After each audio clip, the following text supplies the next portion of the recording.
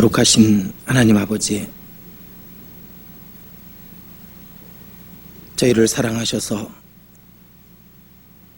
창세전부터 저희를 구속하시기 위한 모든 계획을 이루시고 그 약속하신 대로 이 땅에 오셔서 저희의 죄와 허물을 위해 십자가에 죽어주심으로 저희를 영원한 죄악으로부터 하나님의 나라에 이를 수 있는 귀한 은혜를 다 허락해 주심을 진심으로 감사드립니다. 저희는 하나님의 그 크신 사랑을 다 알 수가 없습니다. 또 그 은혜를 다 보답할 수도 없음을 잘 알고 있습니다. 그러나 저희가 이 땅에 있는 동안 저의 모든 삶을 통해 하나님의 크신 은혜를 보답하고자 합니다.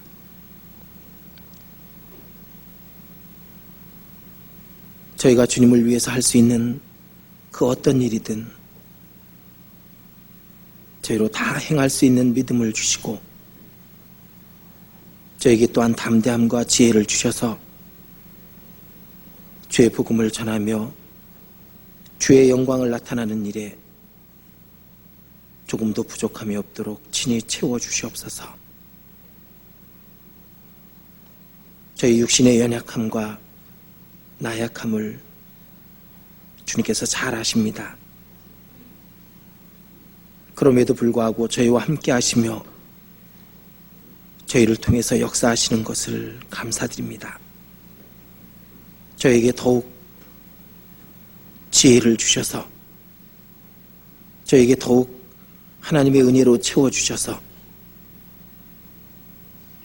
주님의 크신 은혜를 보답할 수 있도록 저에게 하나님의 은총을 더해 주시옵소서. 저희 마음과 몸과 저희 모든 것이 오직 하나님의 영광과 그 은혜를 보답하고 그 의를 이루는 데 사용될 수 있도록 도와주시옵소서. 이 시간 또 저희가 주의 날을 맞이하여 함께 모였습니다. 주의 말씀을 배우고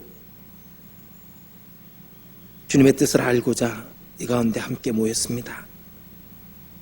저희 가운데 하나님의 뜻을 알게 하옵시고 저희로 주님의 역사를 이루며 주님의 복음을 위해서 부족함 없이 살아갈 수 있는 지혜를 주시옵소서. 이 시간 고개 숙인 주의 백성들 가운데 병으로 또한 주께서 허락하신 시험과 고난으로 주님을 의지하고 주님의 도우심을 기다리는 자들이 있습니다. 저들에게 주님이 위로해 주시고 저들 가운데 주님께서 함께 하셔서 주님이 살아 역사하시는 분임을 깨닫게 해주시고 그들에게 힘을 더하셔서 주의 역사를 위해 함께 나아갈 수 있도록 큰 자비를 더해 주시옵소서. 이 시가 전국 곳곳 주의 말씀이 증거되고 있습니다. 그 증거되는 모든 곳에 하나님 친히 역사해 주셔서 말씀을 전하시는 분들에게 하나님의 지혜로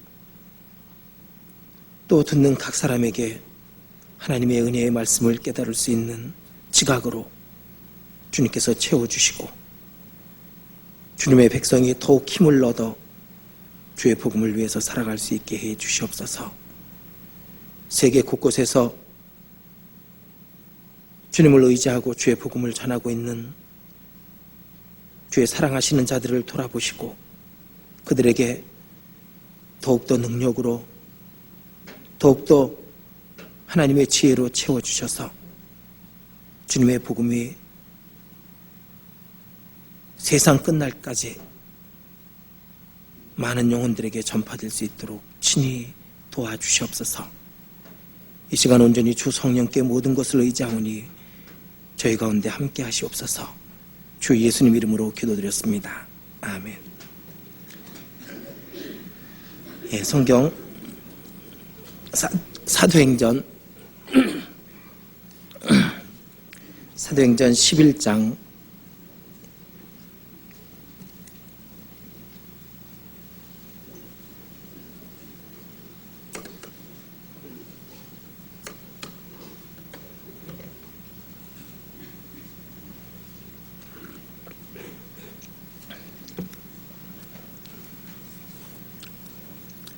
11장 25절부터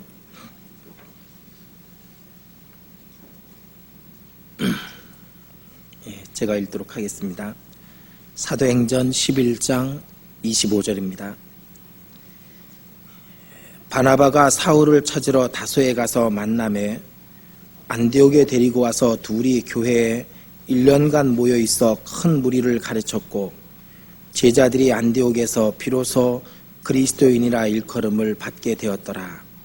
거기까지. 날씨가 엄청 춥습니다.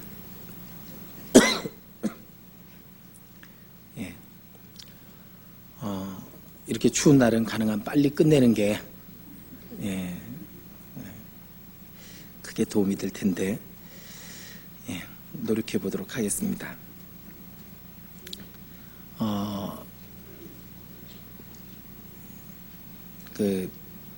저희 노원교회도 지금까지 이렇게 교회당이 아주 협소한 가운데서 그렇게 교제 생활을 했습니다. 그러다 보니까 작년 말서 작년 후반기부터는 이렇게 전도되는 게 잘 안 되는 거 있죠. 교회당이 가득 차다 보니까 빈자리가 많게 되고 또 앞자리가 비어 있음에도 불구하고 사람들이 적은 겁니다.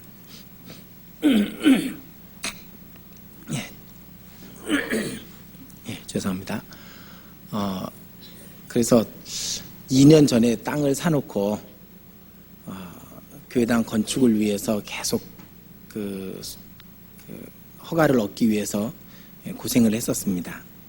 그런데 2년 만에 작년 말에 교회당 건축 허가가 나고 그리고 착공 필증이 떨어지게 됐습니다. 그래서 올해 아마 내일 모레부터 이제 교회당을 짓게 됩니다.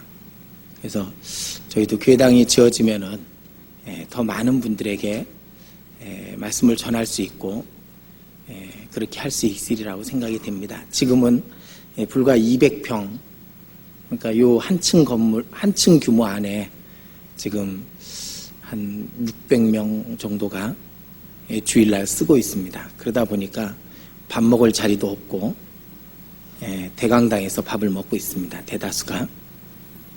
그리고 교제할 공간은 더더욱 없고 상담할 공간도 더더욱 없고 지금 비어있는, 그러니까 그나마 여유 있는 공간이 제 방 하나 이제 비어 있습니다. 그 방도 아침에 회의한다, 뭐 한다, 상담한다 차고 그래서 이제 쫓겨다니면서 상담을 하게 되고 그럴 정도로 너무 협소하게 됐습니다. 그래서 교당을 설계를 맞춰놓고 이번에 동시에 본당하고 교육관을 동시에 지으려고 설계를 해놓고 아마 다음 주부터 공사를 시작하게 됩니다.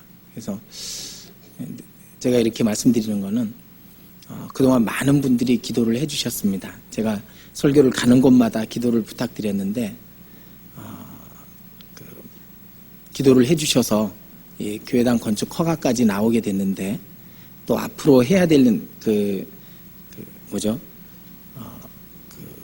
교회당 완공 때까지 해야 될 일들이 이제 첩첩산중입니다. 그래서 또 기도를 부탁드리려고 이 말씀을 드립니다.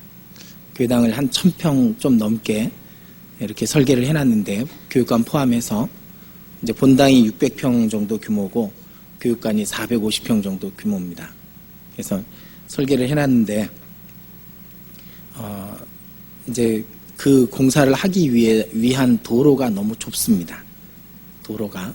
그러니까 그 좁은 도로로 이제 큰 트럭들이 왔다 갔다 하게 되고 무려 흙만 빼내야 되는 흙만 2,000대 정도의 양을 그 덤프트럭 2,000대 정도의 양을 빼내야 되는데 그렇게 할 수 있을까 싶어서 이제 다른 방법을 찾고 또 그렇게 하고 있습니다. 근데 그러기 위해서는 하나님께서 도와주시지 않으면은 어렵게 돼 있습니다. 그래서 하나님의 도움을 구하기 위한 제일 좋은 방법은 기도를 부탁드리는 것이다. 이제 그렇게 생각이 돼서 기도를 부탁드리려고 합니다. 지금까지도 이 기도하면서 저희는 조마조마하고 그랬는데 하나님은 하나님의 때가 있고 하나님이 준비해 놓으신 길이 있다라는 것을 번번이 확인을 하면서도 그러면서도 믿음이 부족한지라 하나님께서 이루실 거라는 걸 알고 있음에도 불구하고 조바심이 나고 그러는 경우가 많습니다. 그래서 얼마 전에는 저희 옆 땅에 땅 주인이 저희한테 되게 반대거든요. 적대적인데 근데 저희는 한 걱정하고 그 땅 주인한테 어떻게든 뭐 다른 줄을 써서라도 좀 양해를 구하려고 그렇게 하고 있다가 도저히 안 돼서 직접 전화를 걸었던 겁니다. 그랬더니 의외로 적대적이 아니라 마음대로 하시라고 땅 좀 침범하는 거 어떠냐고 거기 화장실도 있는데 그것도 쓰고 그럴 정도로 확 바꿔진 겁니다. 그래서 그걸 끝나고 나서 제 마음속에 여호와 이래구나. 우리가 기껏 몇 달 고생을 하고 고민을 했던 일을 하나님은 저렇게 한마디 말로 덮어주시는구나. 또 하나님이 우리 기도가 그만큼 하나님에게 상달이 됐구나 그런 생각을 하게 됐습니다.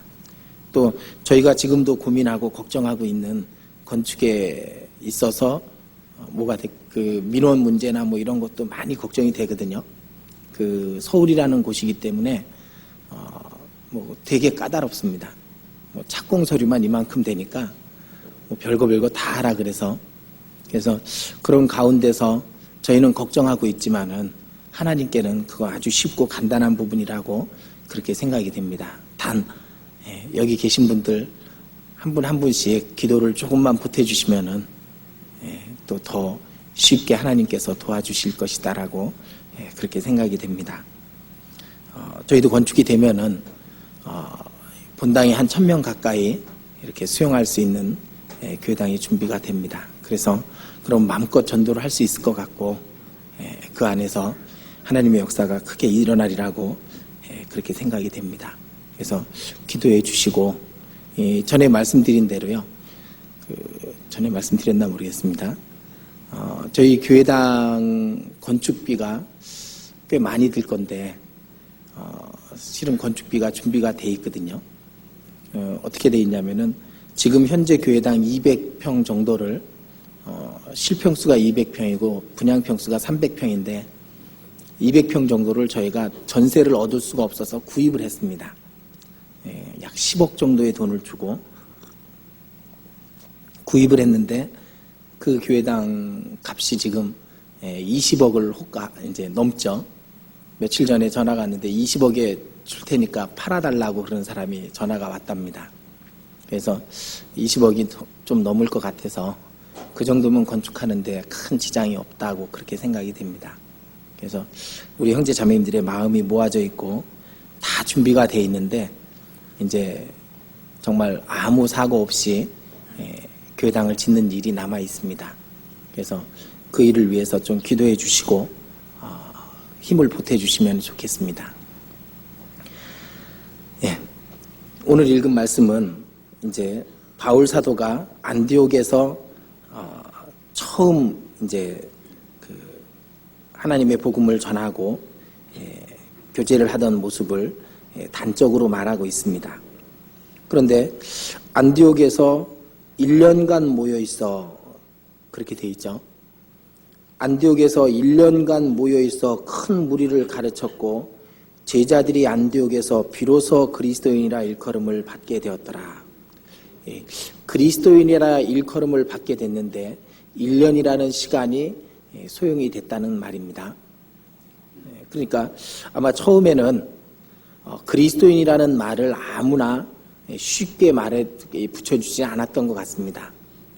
그래서 그리스도인이라면은 그리스도라는 말은 대단히 무거운 뜻이 있죠.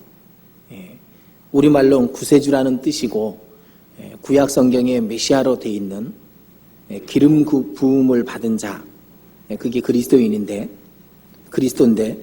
그 그리스도의 사람, 곧 메시아의 사람들, 곧 그리스도인이라는 말은 아무에게나 붙여줬던 것은 결코 아니었던 겁니다. 구원을 받았다고 하지만은 그의 신앙과 행함이 그리스도인으로서 합당할 때 그리스도인이라는 이름이 붙여졌던 걸로 그렇게 보여집니다. 그래서 그 그리스도인이라는 말이 지금에 와서는 그 교회 다니는 사람은 다 크리스찬이라고 그렇게 말을 하지만은, 그러나 우리는 좀 더 분명하게 그리스도인이라는 말이 그리스도인다운 사람에게 그리스도인이라는 말이 붙여졌던 것을 생각하고, 이제 그리스도인이라는 말 속에 무슨 의미가 포함되어 있으며 우리가 어떻게 살아야 그리스도인으로서 합당하게 살 수 있는가, 그런 말씀을 한번 생각을 해보려고 합니다. 이 그리스도인이라고 한다면은 정말 그리스도의 사람답게 살아야 그리스도인이라고 불릴 자격이 있는 겁니다. 우리가 올 한 해는 참으로 그리스도인답게 살자라는 그런 목표 또한 우리에게 필요하리라고 생각이 됩니다. 그래서 그리스도인이라는 말 속에 무슨 의미가 있고, 또 우리가 그리스도인이라면은 어떠한 그 생활 가운데 행함으로 그것을 보여줘야 될지, 그걸 한번 같이 생각을 해보도록 하겠습니다. 먼저 그리스도인이라는 말에는 그리스도로 말미암아 생명을 얻은 자라, 그런 뜻이 포함되어 있죠. 로마서 6장을 보시겠습니다. 로마서 6장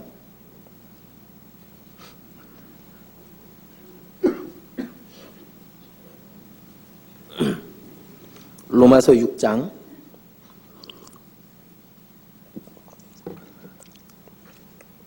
23절입니다.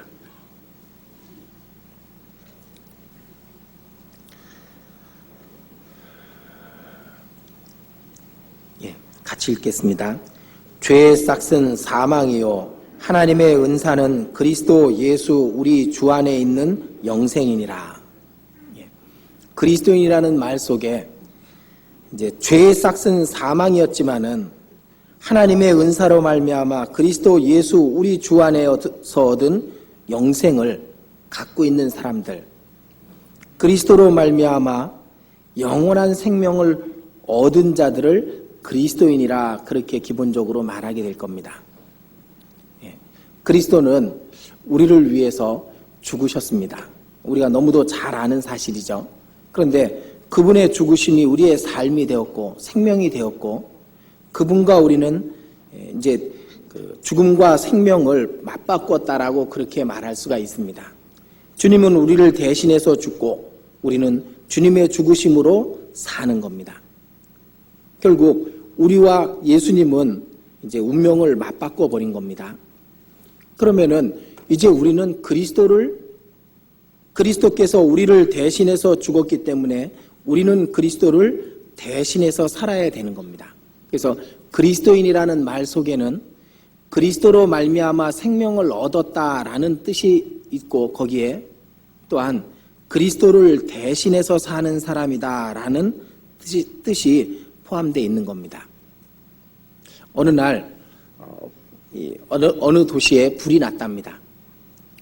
불이 나서 소방관이 출동을 했는데, 불난 집 안에서 그 한 여인이, 그 한 아가씨가 그 안에서 불 저 속에서 비명을 지르고 구해달라고 그럽니다.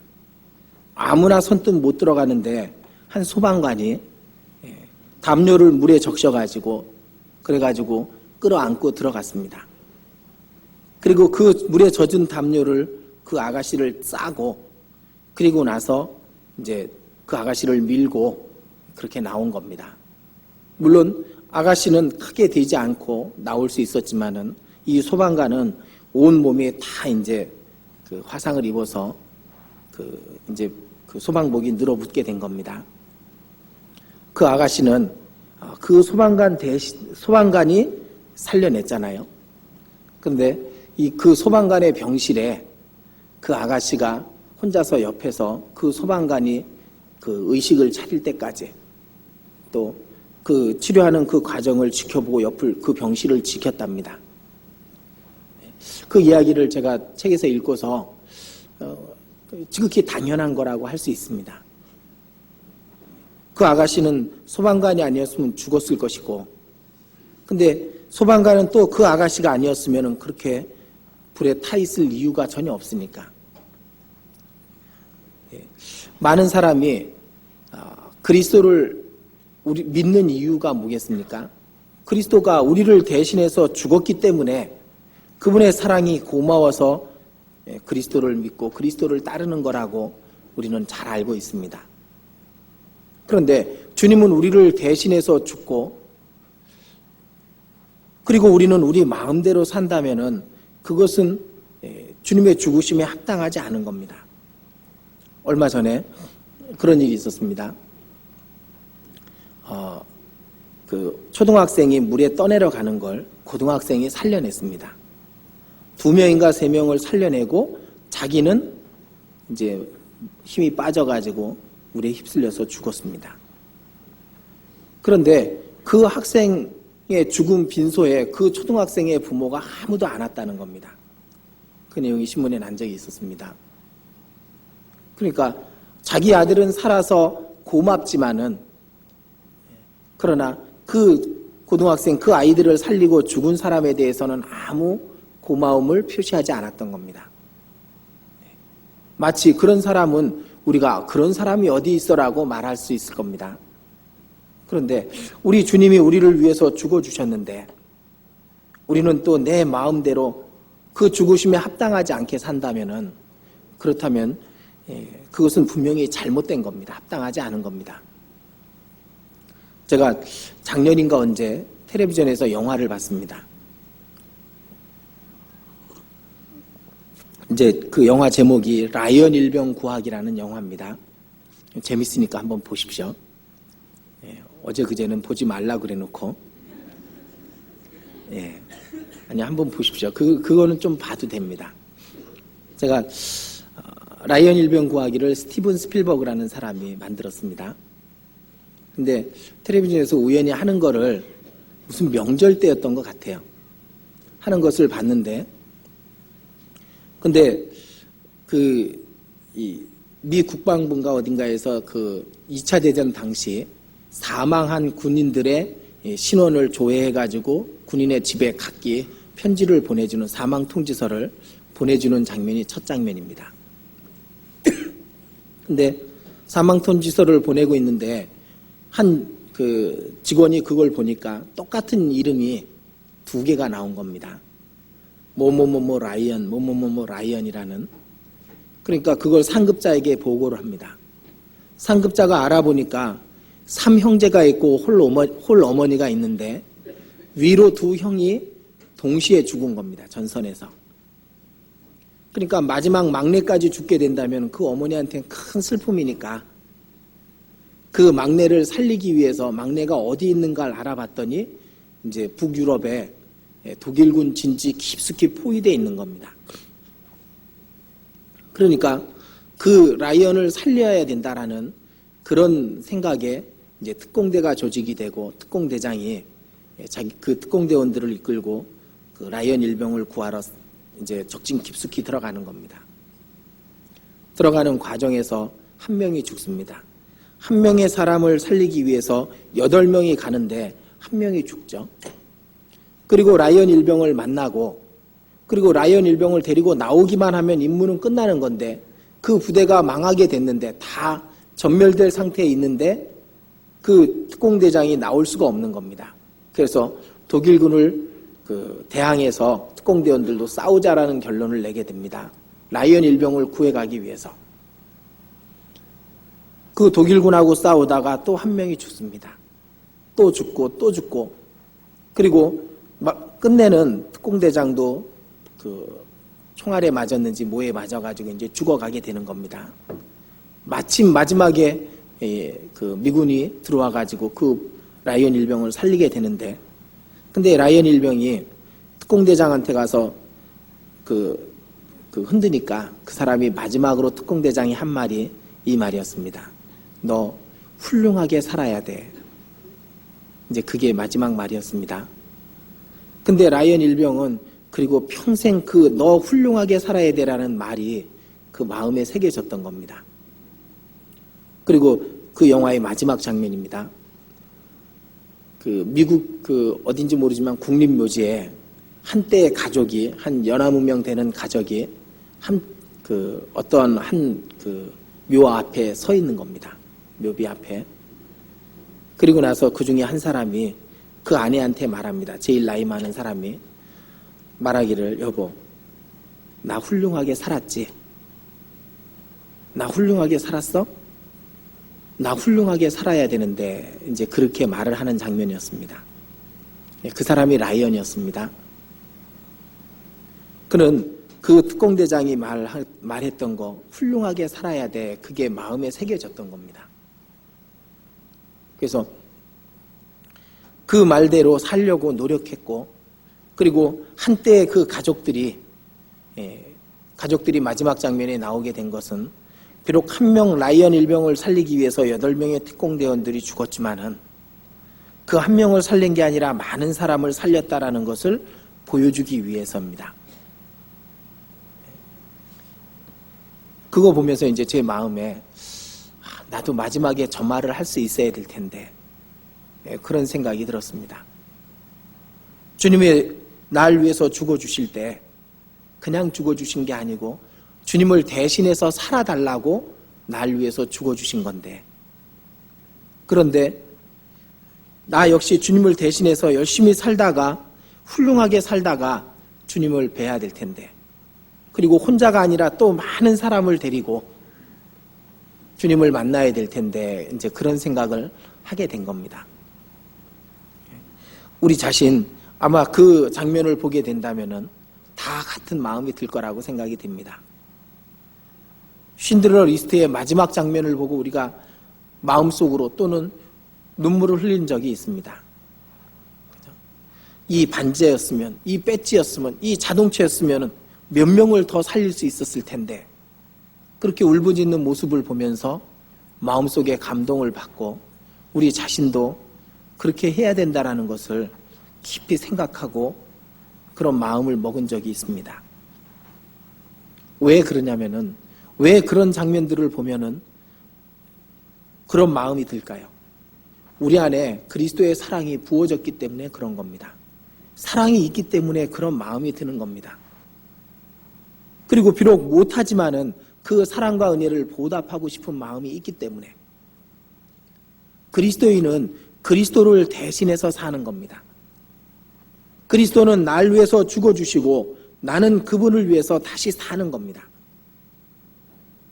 우리가 구원받을 때 사실은 우리는 죄에서 구원해달라고만 외쳤지만요, 하나님과 우리 사이의 언약이 어떤 게 맺어졌냐면은, 우리가 구원받을 때 우리 마음속 깊은 곳에서 저를 구원해 주시기만 한다면은 주님 뜻대로 살겠습니다 라는 그것이 사실은 그 안에 포함되어 있던 겁니다. 그죠? 그걸 누구도 부인하지 못할 겁니다. 그렇기 때문에 우리는 그냥 대충 적당히 그렇게 살아서는 안 되는 겁니다. 그 주님을 만날 날이 가까워지고 있습니다.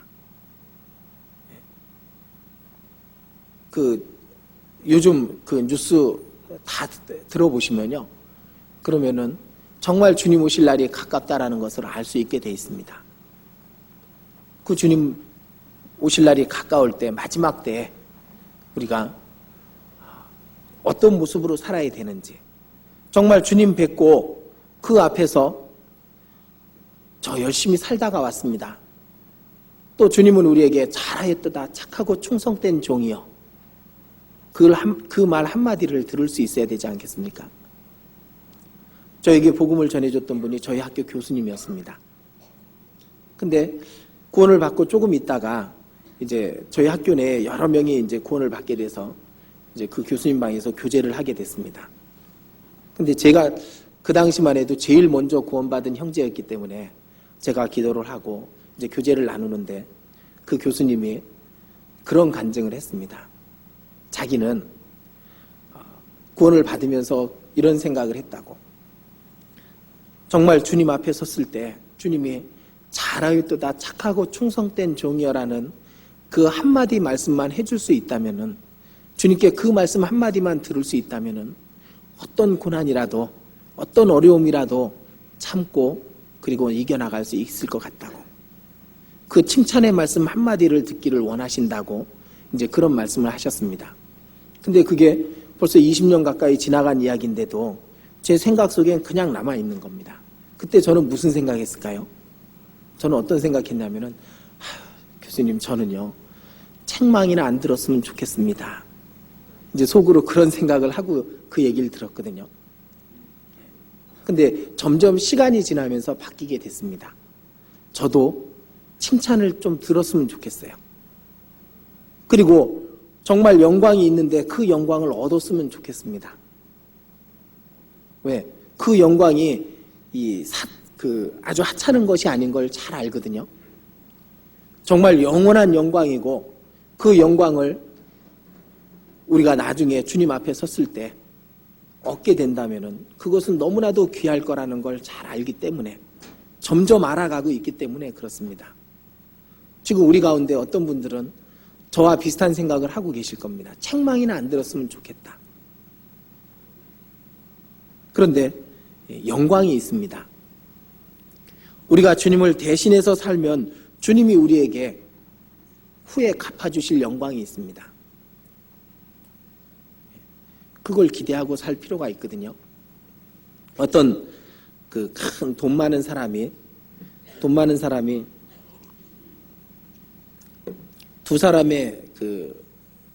사람한테 이제 집을 짓는 사람입니다. 집을 하나 지어 주십시오. 돈은 얼마든지 드릴 테니까 정말 멋지고 아름답고 좋은 집을 지어 주십시오라고 두 명에게 똑같이 부탁을 했습니다. 한 사람은 그 자기한테 이렇게 불경기에 자기한테 일을 시켜준 게 고마워서 열심히 집을 지었습니다. 돈도 아끼고, 그리고 가장 편리하고 아름답고 그리고 쓸모있고 따뜻하고 좋은 집을 짓기 시작했습니다. 기초도 튼튼히 하고, 그리고 거기에 들어가는 자재는 다 좋은 걸로 쓰고,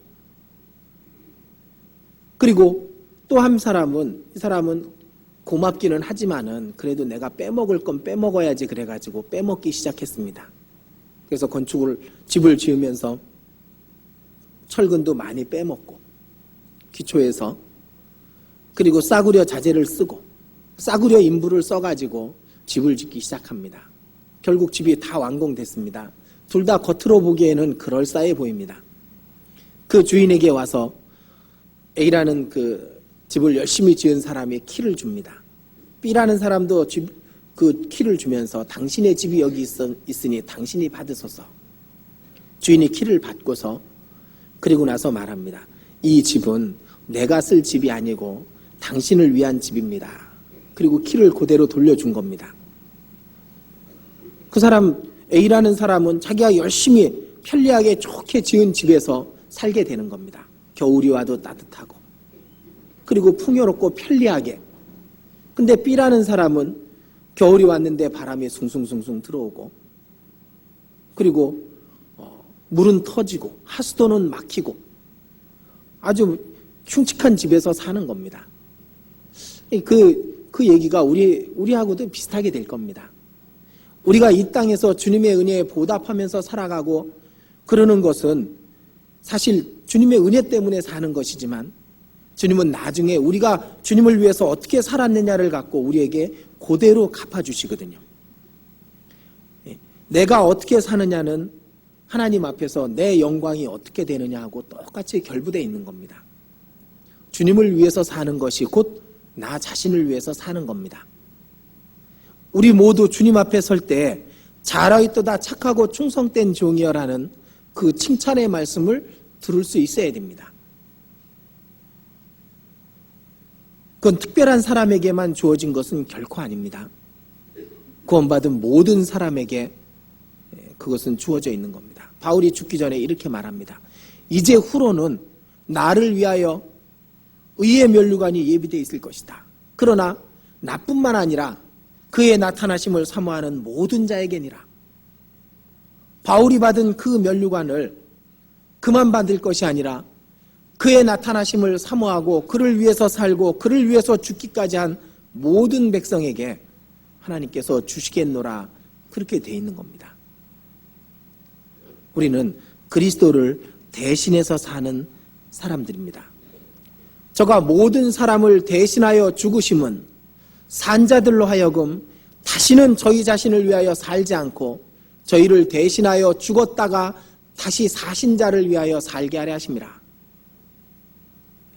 그가 우리를 대신해서 죽으신 이유가 우리가 그분을 대신해서 살게 하기 위해서라. 성경은 그렇게 말하고 있습니다. 늦지 않았습니다. 아직 안 늦었거든요.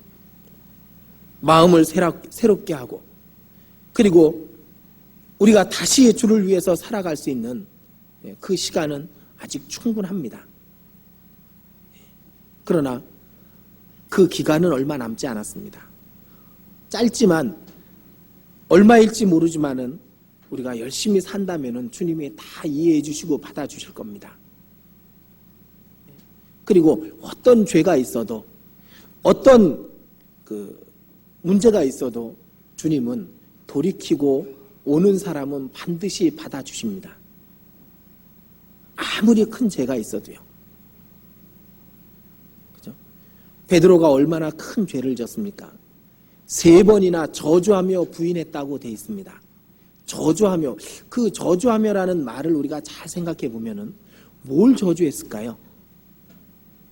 뭘 저주했겠어요? 예수님을 저주했던 겁니다. 예수님을 저주해야 자기를 무죄하다라고 할 수 있을 거라 생각해서 저주했던 겁니다. 그래도 예수님은 베드로를 만났죠. 네가 날 사랑하느냐? 3번이나 또 묻습니다. 3번 부인했던 것을 베드로에게 상기시켜주고 그것을 용서해 주시는 예수님을 깨닫게 하기 위해서 3번 또 물으신 겁니다. 베드로는 말합니다. 예, 내가 주를 사랑하나이다. 모든 것을 아시오매 내가 주를 사랑하는 줄 주께서 아시나이다. 이제는 진정 주를 사랑하나이다. 예수님은 베드로를 받아주셨습니다. 우리도 받아주시게 돼 있는 겁니다. 그래서 우리가 새롭게 시작하고 정말 그리스도를 대신해서 사는 삶을 살고자 한다면은 주님은 우리를 살 수 있도록 인도해 주시고 도와주십니다. 단 기존에 지금 현재 내가 갖고 있는 걸 그냥 갖고는 안 됩니다. 그래서 정말 어떤 분은요, 제가 아는 어떤 형제는 담배를 못 끊습니다. 담배를. 구원받은 지 몇 년이 됐을까요? 한 7, 8년이 지났는데 7, 8년 그 정도 됐습니다. 담배를 못 끊는 겁니다. 근데 저는 그분을 이해합니다. 다른 거는 다 끊었습니다. 술도 끊고 뭐 세상 친구도 다 끊고 그랬는데 담배를 못 끊는 거예요. 그 심지어는 금연 학교도 들어가 보고 뭐 별짓을 다 하는데 안 되는 겁니다. 나중에 무슨 생각하냐면요, 주님이 끊어주시겠지 그러면서 포기하고 몇 년을 지낸 거예요. 근데 그거는 안 되거든요. 우리 마음속에 그런 생각을 갖습니다. 주님이 해주시겠지. 내 마음을 변화시켜주고 나를 내 생활을 변화시켜 주시겠지. 그렇게 생각하는데 그것은 잘못된 생각입니다. 주님은 우리에게 요구하시거든요. 정말 그것을 원한다면은 그 원함을 행함으로 보여보라고. 그래서 작은 죄들을 버려야 됩니다. 그리고 주님을 위해서 다시금 시작하고자 하는 그 의지를 우리가 행동으로 보일 때 주님이 도와주시게 돼 있는 겁니다. 그래서 우리가 그리스도인이라는 말은 그리스도를 대신해서 사는 사람이라는 거, 그것을 우리가 잘 알아야 되고 또 그렇게 살아야 됩니다. 또 그리스도인이라는 말 속에는 무슨 뜻이 포함되어 있냐면은 그리스도를 나타내는 사람이다라는 뜻이 포함되어 있습니다. 세상 사람들은 뭘 보고 그리스도를 알 수 있을까요? 우리를 보고만 알 수 있는 겁니다. 그들이 성경을 보고 그리스도를 알겠습니까? 아니면 교회 와서 말씀을 듣고 그리스도를 알겠습니까? 책을 보고 그리스도를 알겠습니까? 전혀 모르게 돼 있습니다. 그들에게는. 그럼 누구를 통해서 그리스도를 알 수 있게 됐냐면은 먼저 그리스도인이 된 자들, 먼저 구원받은 사람들, 그들을 통해서만 그리스도를 알 수 있게 돼 있는 겁니다. 우리가 어떠하냐, 그것이 그들이 보는 그리스도가 어떠냐가 나타나게 되는 겁니다. 그래서 성경에 어제 우리가 배웠죠. 너희는 세상의 소금이요, 너희는 세상의 빛이요.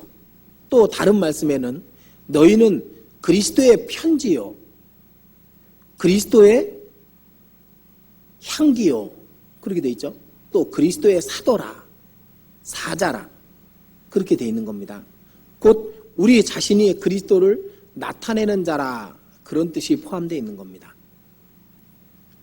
나를 통해서 세상은 그리스도를 보게 돼 있습니다. 만약 내가 이기적이면은 그들이 보는 그리스도도 이기적인 분이 돼버리는 겁니다. 내가 정이 없고 무정한 사람이면은 그들이 보는 그리스도 역시 무정한 자가 되는 겁니다. 그렇기 때문에 나의 모습은 곧 그리스도를 나타내는 모습이라는 걸 잊어버리면 안 됩니다. 내게서 어떤 모습이 나타나고 있을까요? 지하철을 타보면 가끔 이런 경우가 있습니다. 사람이 꽤 많은데도 어느 한쪽 구석에는 가지를 않아요. 자세히 보면 거기 몇 달 며칠 옷도 안 갈아입고 목욕도 안 한 사람이 한 자리에 차지해가지고 아예 누워버려 있으면은 그 근처에 사람들이 냄새가 나니까 안 갑니다. 악취가 나니까. 그죠? 혹시 내게서 그런 악취가 나고 있지는 않은지도 생각해 봐야 됩니다. 내 근처에 사람이 없습니다. 전도할 사람이 없다. 말이 안 되죠.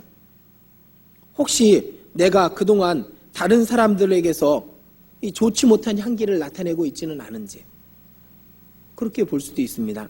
인색하고 그리고 자기만 아는 그런 모습의 그리스도인은 그리스도를 절대로 올바르게 나타낼 수가 없다라는 겁니다. 그래서 그리스도인이라는 말 속에는 그리스도를 나타내는 사람이다라는 뜻이 포함되어 있습니다. 바로 여러분들이 세상에서 그리스도를 나타내는 그리스도의 사도입니다. 사도. 그래서 거기에 합당하게 살아야 됩니다.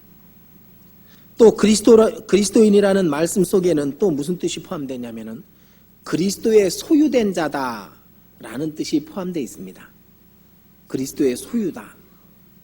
로마서 1장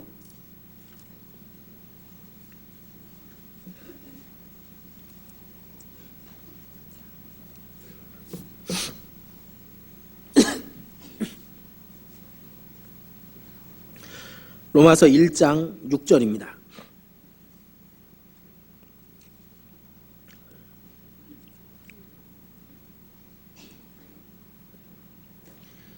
너희도 그들 중에 있어 예수 그리스도의 것으로 부르심을 입은 자니라. 여기 너희도 그들 중에 있어 예수 그리스도의 것으로 부르심을 입은 자니라 그랬습니다. 예수 그리스도의 것이라는 게 무슨 뜻일까요? 소유다, 그런 의미입니다. 예를 들어서 이 볼펜은 제 겁니다. 제 것, 저의 소유라는 뜻입니다. 그리스도인이라는 말은 그리스도의 것이다, 그런 뜻이 포함되어 있는 겁니다. 그렇기 때문에 이제는 내 것이 아니요 그리스도의 것인 겁니다. 근데 그 위치를 잘 모르는 경우가 너무 많은 거예요. 나한테 있는 내 영혼까지, 내 몸과 영혼을 사신 분이 내게 있는 시간, 내게 있는 힘, 내게 있는 모든 것을 사시지 않았겠느냐, 그 말입니다. 나중에 물으시는 겁니다. 네 것을 갖고 나를 위해 어떻게 살았느냐, 그걸 묻는 게 아니죠. 내 것을 갖고 나를 위해 어떻게 살았느냐, 그렇게 묻는 겁니다. 지혜롭고 진실한 청지기가 되어 그 종들을 때를 맡아 때를 따라 양식을 나누어 줄 자가 누구냐? 청지기가 되라, 그렇게 돼 있는 겁니다. 청지기는 자기 것으로 하는 것이 아니라 주인의 것을 갖고 주인의 일을 위해서 쓰는 사람을 말하는 겁니다. 그리스도의 것이라는 말은 그리스도의 소유다, 그런 말인데, 그것을 쉽게 말하면은 1절에 예수 그리스도의 종 바울은, 그렇게 돼 있죠. 그리스도의 것이라는 말은 그리스도의 종이라는 의미입니다. 근데 우리는 그리스도의 신부는 좋아합니다. 하나님의 아들, 그것도 좋아합니다. 왕 같은 제사장도 좋아합니다. 그런데 그리스도의 종이라는 것은 쉽게 잘 모르고 있는 겁니다. 우리말로 종이니까 우리는 우리가 알고 있는 종의 개념을 거기다 접목시켜서 읽고 있는 겁니다. 그죠? 그런데 그러면 안 되죠. 이 말은 노예라는 뜻이, 노예라는 말이죠. 노예. 그죠? 그 당시 이 성경이 기록될 당시 1세기경의 노예라는 의미는 주인이 팔면 파는 겁니다. 주인이 죽이면 죽는 겁니다. 노예를 죽였다 그래서 주인이 붙잡혀가는 일은 없는 겁니다. 주인의 소유물이고 주인의 재산가치였던 겁니다. 그 외에도 아무것도 아니었던 겁니다. 그러니까 종이라는 의미를 우리가 알고 있는 개념으로 받아들이면 안 되고, 그 당시 기록될 당시의 의미로 받아들여야 되는 겁니다. 노예라는 의미입니다. 주인이 죽으라 그러면 죽어야 되는 겁니다. 그래서 성경에 그런 말씀이 있습니다. 어떤 종이 있어. 너희 중에 네 종이 있어서 그 종이 밭에 나가서 열심히 일하고 들어오면은, 그러면은 너희가 그 종을 갖다가 섬기고 그렇게 하겠느냐? 도리어 말하기를 이리 와서 내 먹을 것을 예비하고 준비하라, 그렇게 말하지 않겠느냐? 그 종의 모습을 갖다가 단적으로 예수님이 말씀해 놓으신 게 있습니다. 그런 겁니다. 우리는 그 일을 다 행하고 나서도 주인에게 주님께 이렇게 말해야 됩니다. 종은 무익한 종이라. 우리의 할 일을 하여야 했을 뿐이니이다. 그렇게 말할 수밖에 없는 존재인 겁니다. 그리스도의 종이니까. 어떤 집에 그 종이 있다고 하겠습니다. 근데 이 주인은 너무나도 포악해서 이 종을 그냥 안 놔두는 겁니다. 매일 두들겨 패고, 조금만 잘못하면 먹이지 않고, 그리고 다쳐도 약도 안 발라주는 아주 엄한 주인입니다. 근데 그 옆에 또 큰 재산을 갖고 있는 주인이, 옆집에 있는 주인이 놀러 왔습니다. 근데 보니까 그 주인이 자기 종을 너무나도 학대하는 걸 본 겁니다. 막 때리고 막. 그걸 보면서 여보시오, 너무 불쌍하지 않소? 그렇게 때리다가 죽으면 어쩌려고 그러냐고. 그럼 당신 손해라고. 그렇게 말하니까 놔두라고. 이건 내 재산이니까 내 마음대로 한다고. 그리고 또 그렇게 학대를 하는 겁니다. 그러니까 이 옆집 주인이 너무나도 불쌍해가지고 그 주인한테 말합니다. 여보시오, 그러지 말고 저 병든 노예를 나한테 파시오. 내가 사겠어. 그러는 겁니다. 이 주인이 그 말을 듣고 갖다나 마음에도 안 들던 그 종이었지만은 말합니다. 근데 비싼데. 그러니까 얼마냐고. 내가 주겠노라고. 그랬더니 아주 터무니없는 값을 불러버린 겁니다. 어마어마한 값을. 그러니까 병든 노예, 그것도 자기가 학대하다가 버려야 될 사람을 갖다 큰 값을 치르고 사라 그러는데도 어이가 없지만은 그 값을 치르고 샀습니다. 비싼 값을 치르고, 그리고 그 종을 집으로 데려갔습니다. 맞은 곳에 상처에 소독을 하고 약을 발라주고, 그리고 그 방을 안내해주고 주인이 말합니다. 우리 집에서는 당분간 쉬면서 이 치료하고 건강해질 때까지 푹 쉬라고. 그리고 그 다음에 당신이 할 일을 찾아보자고. 그러니까 그러고 나서 재웠습니다. 다음날 아침에 찾아봤습니다. 그랬더니 그 방에도 없고 집안 어디에도 없는 겁니다. 밖에도 없고. 그러니까 어디 갔을까 찾아보다가 도무지 찾지 못해서 수소문해 보니까 이 사람이 어디가 있냐면은 어제 그 전 주인 어제 갈다가 못 간 밭을 갖다가 또 갈고 있는 겁니다. 가서 어이가 없어가지고 이보라고 그 밭 당신은 그 밭을 갈 필요가 없다고 이제는 내가 샀으니까 내 집의 사람이라고 왜 거기 가서 그 일을 하고 있냐고 그리고 또 끌고 왔습니다. 그리고 또 먹여주고 재워줬습니다. 그 다음날 보니까 또 거기 가서 그 밭을 또 갈고 있는 거예요. 이런 망할 일이 있겠습니까? 그런데 그 이야기를 제가 책에서 읽으면서 참 나하고 비슷하다 그 종이 그런 생각을 했습니다.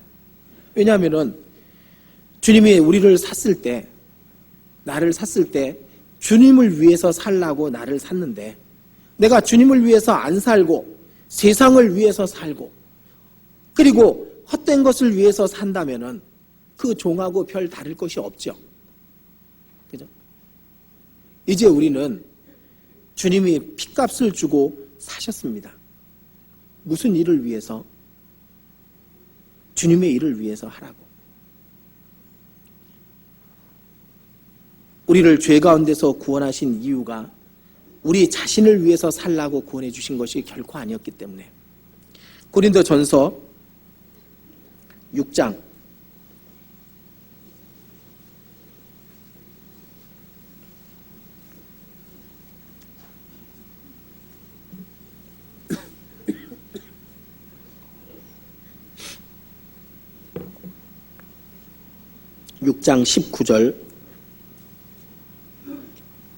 19절 20절 같이 읽겠습니다. 너희 몸은 너희가 하나님께로부터 받은 바 너희 가운데 계신 성령의 전인 줄을 알지 못하느냐. 너희는 너희의 것이 아니라 값으로 산 것이 되었으니 그런즉 너희 몸으로 하나님께 영광을 돌리라. 너희는 너희의 것이 아니라 값으로 산 것이 되었으니 그런즉 너희 마음으로 몸으로 그렇게 돼 있죠. 몸으로 하나님께 영광을 돌리라. 그렇게 돼 있습니다. 값으로 산 것이 되었으니 것 소유물이라는 얘기입니다. 바울도 자신을 종이라고 말했습니다. 그 예수 그리스도의 종 바울은 그렇죠? 야고보 예수님의 젖동생 곧 육신으로 말하면은 예수님의 친동생이었던 야고보도 자신을 종이라고 말했습니다. 유다도 역시 예수님의 친동생이지만은 스스로를 그리스도의 종이라고 말했던 겁니다. 베드로도 마찬가지고 바울도 베드로도 유다도 야고보도 종인데 우리는 아니겠습니까? 우리도 마찬가지인 겁니다. 그런데 그리스도의 종이라는 위치는 이 세상에서 누구보다도 더 귀한 위치인 걸 알아야 됩니다. 세례 요한이 말합니다. 세례 요한이 나는 그의 신들매를 풀기도 감당치 못하겠노라 그랬잖아요. 신들매, 신발 끈을 갖다가 푸는 건 누가 하는 일입니까? 종이 하는 일이에요. 근데 세례 요한은 말하기를 그의 신들매를 풀기도 감당치 못하겠다 그렇게 말했거든요. 감히 자신이 그리스도의 종이 된다라는 것 그것도 자기한테는 감당 못할 은혜다 그런 의미였던 겁니다. 우리에게도 마찬가지인 겁니다. 우리는 소유권을 분명히 알아야 됩니다. 그리스도의 것입니다. 그리스도인이라는 말은 그리스도의 사람, 그리스도의 것 그런 의미가 포함되어 있는 겁니다. 내 것이 아니라. 로마서 14장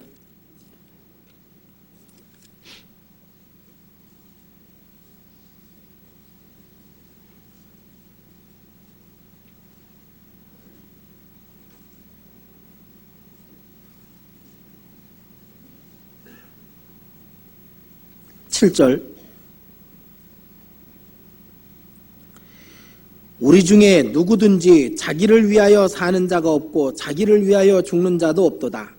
우리가 살아도 주를 위하여 살고 죽어도 주를 위하여 죽나니 그러므로 사나 죽으나 우리가 주의 것이로다. 자기를 위해서 살 수도 없고 자기를 위해서도 죽을 수도 없습니다. 사나 죽으나 주의 것입니다.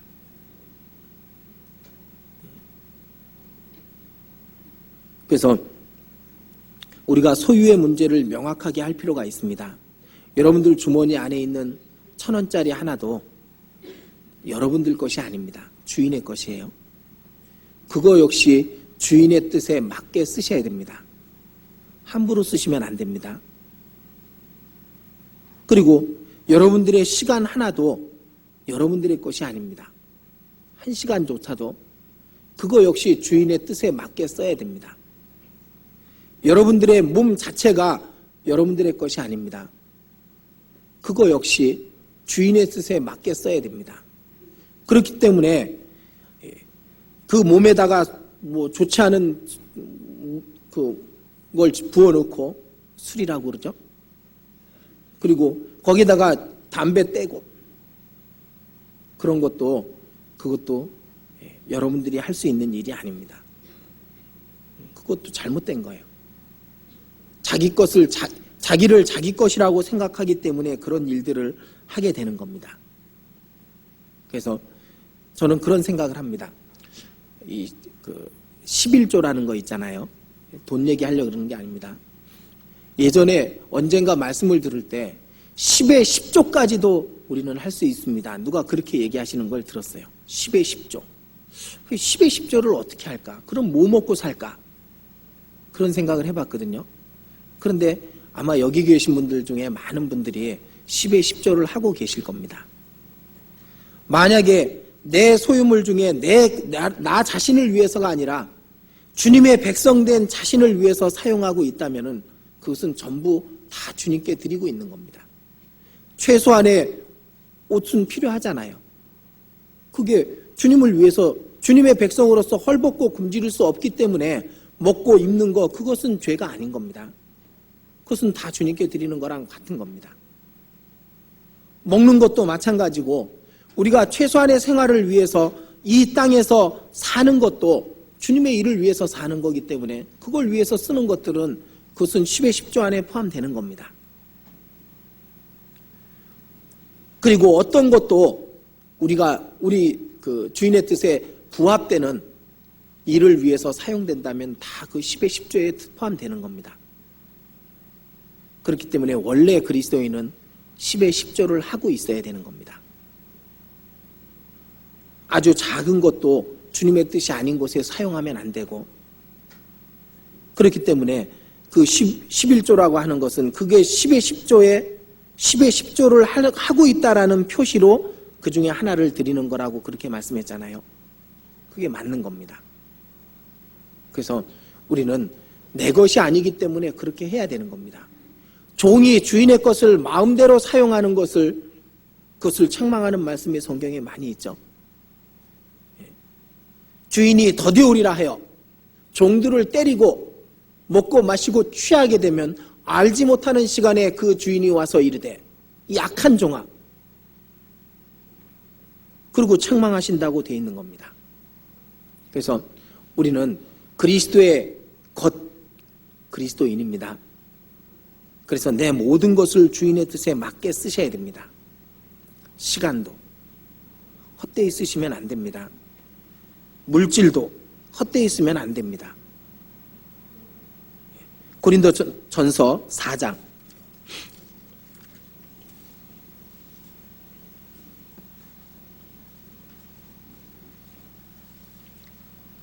7절입니다.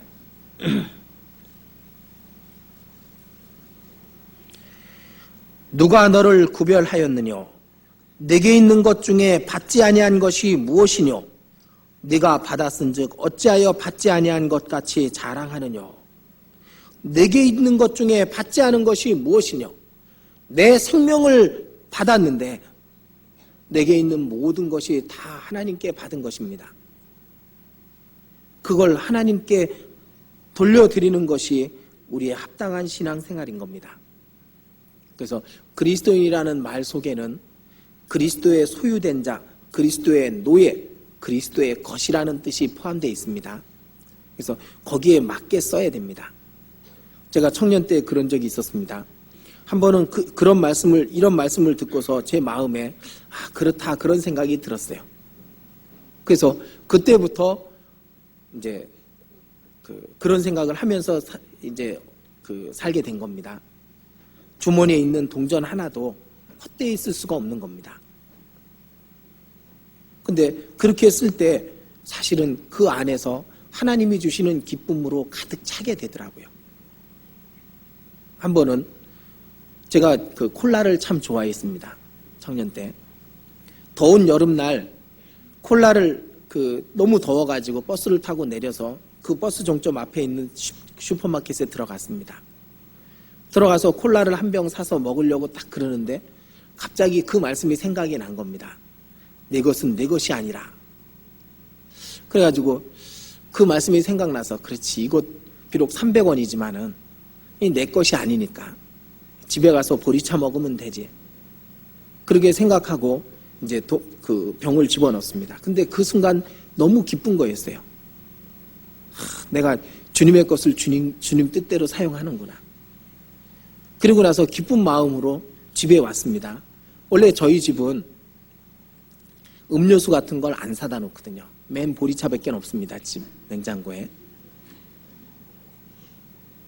그리고 냉장고에 이제 보리차를 먹으려고 냉장고 문을 탁 열었는데 1.5리터 사이다가 2병이나 그 안에 있는 거예요.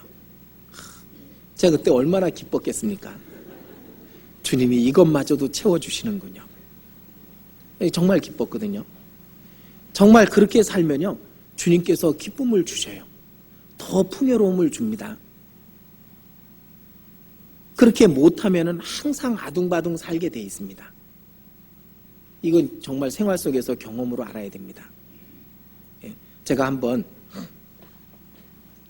이 그리스도인들이 물질이라는 거에서 벗어날 필요가 있거든요. 한 번은 이겨야 됩니다. 이 돈이라는 거에 대해서. 그리고 나면은 거의 안 져요, 돈은. 근데 한번 제가 이제 제 개인적인 간증이라서 별로 좋은 건 아닌데 그냥 말씀드릴 테니까 다 잊어버리시면 됩니다. 근데 제가 결혼을 하고 나서 이제 결혼할 때 빌려서 결혼을 했습니다. 이제 저희 자매 퇴직금하고 저희 아버지한테 얼마 빌려가지고 그래가지고 봉천동의 골짜기에다가 방을 하나 얻었습니다. 아주 조그만 10자, 9자짜리 방. 장롱이 들어갈 공간이 없어서 그냥 침대를 사놓고. 근데 너무 재밌었죠. 이 청년들 여기 잘 들어야 돼요. 그때가 제일 재밌습니다. 그렇게 얻어놓고 침대 놓고 나니까 딱 둘이서 조그만 상 놓고 마주 앉으면 공간이 딱 차는 거예요. 그리고 거의 생활은 침대 위에서 하는 거죠. 텔레비전도 그때는 없었던 것 같은데, 있었군요. 근데 그러면서 그렇게 있다가 이제 저희 자매가 아이를 갖게 돼서 어떻게 할까? 아이를 가지면은 그 직장을 다닐 수가 없고 이래서 그래서 이제 저희 장모님이 혼자 사시고 계셨는데 그 집에 들어가게 됐습니다. 그러니까 그 봉천동에 그 집을 뺀 돈이 남잖아요. 그래서 저희 아버지한테 빌렸으니까 저는 그걸 제 거라고 생각한 적이 없었거든요. 항상 빌렸다고 생각해서 아버지한테 빌린 돈 이자는 못 쳐주고 원금만 갚아줬습니다. 되게 좋아하시더라고요. 저는 빌렸는데 당신은 주셨나 보죠. 어쨌든 좋아하시더라고요. 근데 남은 돈이 있었습니다. 남은 돈. 그 돈을 갖고서 이제 저희 자매랑 머리를 싸맸습니다. 이 돈으로 뭘 할까? 저축을 해둘까? 아니면 뭘 할까? 고민을 하다가 쓸 데가 없는 거예요, 이 돈이요. 진짜로 아무 곳에도 쓸 데가 없었습니다. 그래서 이 돈으로 뭘 할까 하다가 그러면은 이거 하나님께 드리자. 이제 그렇게 결론이 난 거예요, 둘이서. 그래서 이제 그 한 장짜리 수표로 만들어가지고 탁 봉투에 넣어갖고 그 다음날 제가 이제 그때 직장이 교회였으니까 교회로 출근하면서 갖고 갔습니다. 그리고 나서 아무도 안 보는 사이니까 그걸 딱 넣으려고 그러는데 그 순간 좀 이걸로 뭐 또 할 수 있을 텐데 생각이 나는 거예요. 그래가지고 근데 약속한 거니까 그래서 그걸 헌금함에다가 탁 넣습니다. 근데 헌금함이 비어 있었잖아요. 이제 하고 난 다음이니까. 그리고 나서 탁 넣는데 거기에서 턱 소리가 난 겁니다. 떨어지는 소리가. 근데 그게 그때 기쁨이 너무 컸어요. 정말 내가 말로만 주님께 다 드리는 게 아니라 나한테 있는 거 다 드렸다. 그렇게 생각하고 나니까 그때 이제 그게 탁 떨어지는 그 소리가 너무나도 기뻤던 겁니다. 그때 이후로 돈에 대해서는 별로 그렇게 그 문제가 된 적이 없던 것 같아요. 하나님께 드리고 살잖아요. 그러면은 하나님이 더 큰 기쁨으로 채워주십니다. 그건 분명한 거예요. 근데 그 기쁨을 못 누리는 분은 끝내 그 기쁨이 어떤 건지 알지 못하게 돼 있는 겁니다. 내 것도 내 것이 아니고 다 주의 것입니다. 주의 것을 주님께 돌리는 것이 그것이 합당한 신앙생활이잖아요.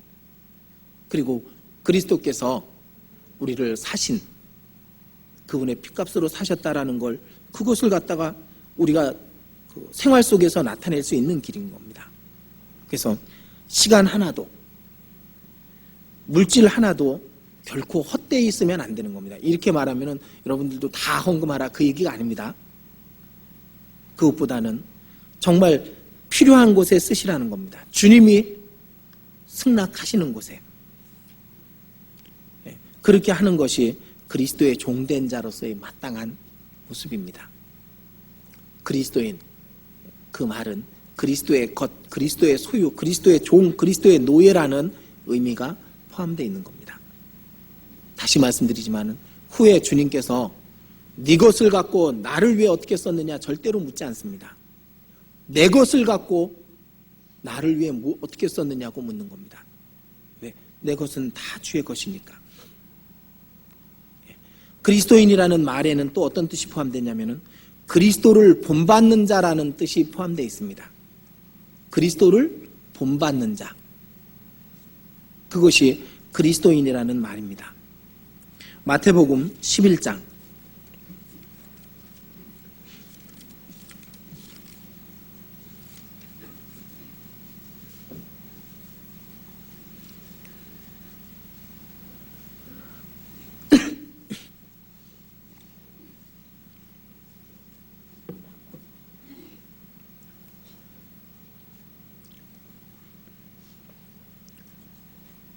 11장 28절입니다.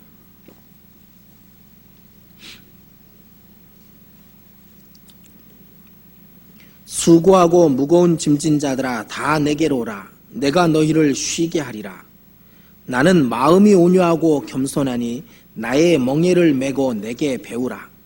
그리하면 너희 마음이 쉼을 얻으리니 이는 내 멍에는 쉽고 내 짐은 가벼움이라 하시니라. 이 말씀도 아주 유명한 말씀이죠. 그러니까 그만큼 중요한 말씀입니다. 그래서 유명한 말씀은 많이 들었다 그렇게 치부하지 마시고요. 그 유명한 말씀은 한번 깊이 묵상을 해보시면 큰 유익을 얻게 되어 있습니다. 그냥 우리는 잘 알고 있다라는 그것 때문에 그 말씀의 진짜 가치를 깨닫지 못하고 지나가는 경우가 많기 때문에 그렇습니다. 잘 아는 말씀이지만 이 말씀 속에는 얼마나 더 큰 뜻이 포함되어 있겠습니까? 근데 여기 나는 마음이 온유하고 겸손하니 나의 멍에를 메고 내게 배우라. 그렇게 되어 있습니다. 주님께 배우는 겁니다. 주님의 일생이 주님의 공생의 그 기간이 사복음서에 기록이 되어 있습니다. 마태, 마가, 누가, 요한복음에 예수님의 생애, 공생애 동안에 사셨던 모습이 기록이 되어 있습니다. 왜? 그것은 우리에게 본으로 주시기 위해서인 겁니다. 그렇기 때문에 그리스도인은 그리스도를 본받고 살아가는 겁니다. 제일 먼저 우리가 그리스도에게 배워야 될 것이 무엇이냐면은 겸손입니다. 그리스도의 겸손. 나는 마음이 온유하고 겸손하니 그랬습니다. 예수님의 그 겸손을 우리가 배워야 됩니다.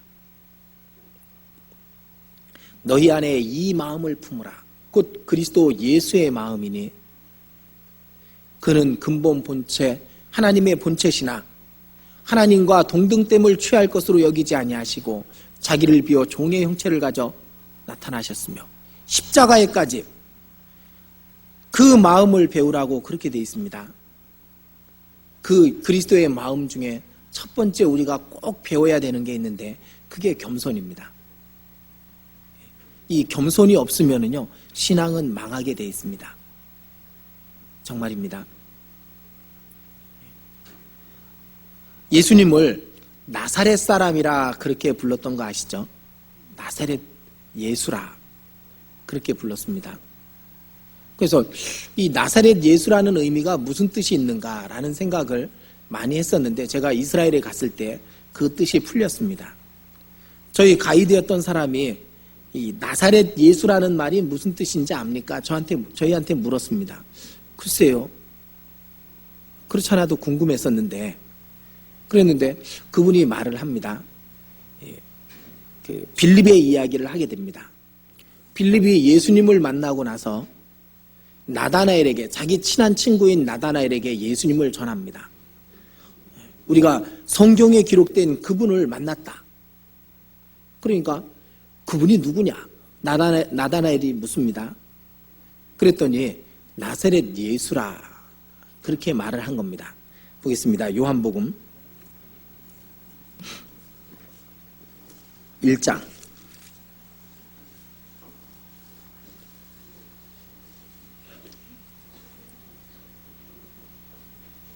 45절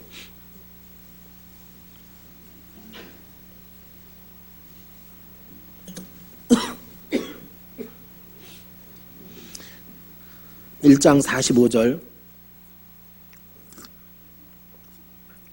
빌립이 나다나엘을 찾아 이르되 모세가 율법에 기록하였고 여러 선지자가 기록한 그 일을 우리가 만났으니 요셉의 아들 나사렛 예수니라. 나다나엘이 가로되 나사렛에서 무슨 선한 것이 날 수 있느냐? 빌립이 가로되 와 보라 하니라. 자, 여기 이 나다나엘이 나사렛에서 무슨 선한 것이 날 수 있느냐? 그렇게 물었거든요. 그런데 이 말이 무슨 의미인지 잘 몰랐던 겁니다. 뭐 의미로는 대충 알 수 있었는데 갈릴리에서 선지자가 난 적이 있느냐 그런 의미랑 연결되어 있는 말이라고 그전에는 알고 있었는데 근데 나중에 그 내용을 이스라엘에 있던 그 가이드가 가르쳐 주게 된 겁니다. 성경 요한복음 21장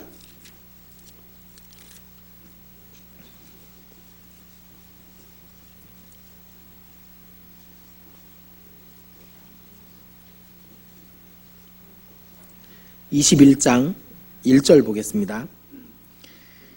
그 후에 예수께서 디베랴 바다에서 또 제자들에게 자기를 나타내셨으니 나타내신 일이 이러하니라. 시몬 베드로와 디두모라 하는 도마와 갈릴리 어디 사람? 가나 사람 나다나엘과 세베대의 아들들과 또 다른 제자 둘이 함께 있더니 여기 나다나엘이 어디 출신이라는 것이 성경에 유일하게 나옵니다. 갈릴리 가나 사람 나다나엘과 그런 겁니다. 가나는 우리가 잘 알고 있듯이 예수님이 첫 번째 이적을 베푸신 곳입니다. 물이 포도주가 되게. 근데 그 가나와 나사렛이 아주 가까운 겁니다. 가나는 좀 큰 마을이었고, 그리고 나사렛은 산골로 더 들어가는 마을인 겁니다. 나중에 지도책을 찾아보시면은 그 에스드라 엘론 평야, 곧 무기또 골짜기 있죠. 마지막 전쟁이 벌어지는 그 골짜기에서 그 갈멜산에서 건너편으로 보는 곳에 가나가 있습니다. 산 쪽으로 약간 능선 쪽에. 그리고 그 산 깊이 속에 나사렛이 있는 겁니다. 그런데 가나 사람인 나다나엘은 나사렛이 얼마나 초라하고 작은 마을인지 잘 알고 있었던 겁니다. 그렇기 때문에 빌립이 나사렛 예수라고 말했을 때 나다나엘은 나사렛에서 무슨 선한 것이 날 수 있느냐라고 말했던 겁니다. 나사렛같이 작은 마을에서 어떻게 메시아가 거기에 올 수 있겠느냐라는 말을 한 겁니다. 그리고 공교롭게 성경을 읽다 보면은 나사렛 예수라는 말이 계속 나옵니다. 그래서 예수님의 수식어로 나오는 말 중에 하나가 나사렛 예수입니다. 나사렛입니다. 나사렛 예수라는 의미 속에는 멸시받고 천대받고 그리고 가장 부족한 모습으로 오신 예수님이라는 뜻이 포함되어 있었던 겁니다. 그런 뜻이 그래서 나사렛 사람이라 칭하리라. 그 말의 의미가 그런 뜻일 가능성이 많습니다. 결국 예수님은 가장 낮은 곳에 오신 겁니다. 자, 우리가 예수님이 얼마나 겸손해지셨는지 다 알 수가 있을까요? 없을 겁니다. 왜냐하면 예수님의 영광이 얼마나 높은지 우리는 모르기 때문에, 그렇기 때문에 예수님이 얼마나 낮아지신 건지, 이 땅에 오셔서 십자가에 죽으신 것이 예수님이 얼마나 낮아지신 건지 다 알 수가 없는 겁니다. 영광의 높이를 모르기 때문에. 그렇죠? 그런데 그분은 하늘의 보좌를 버리시고 땅에 오셨습니다. 하나님이 창조주가 말씀으로 만물을 지으신 그분이 땅에 인간의 모습으로 오신 겁니다. 얼만큼 낮아지셨을까요? 다 알 수가 없습니다. 그리고 그분이 이 땅에 오셔서 제일 먼저 누우셨던 곳이 어딘 줄 아시죠? 어디에 누우셨다고요? 어떤 분은 말구유 그런데 말이라는 말은 성경에 없죠? 구유입니다. 구유. 구유가 뭡니까? 여물통. 자, 여기 태어나서 여물통에 누워보신 적 있으신 분? 아니면은 자기 자식을 여물통에 누워본 적 있으신 분? 아무도 없거든요. 그런데 로마 황제의 침상의 금침 위에 누워도 부족하신 그분이 이 땅에 오셔서 제일 먼저 누우셨던 곳이 여물통입니다. 그러니 얼만큼 낮아지셨을까요? 정말 낮아지셨거든요. 성경에는 예수님이 짐승을 탔다는 기록이 딱 한 번 나옵니다. 그죠? 마지막 예루살렘에 입성하실 때.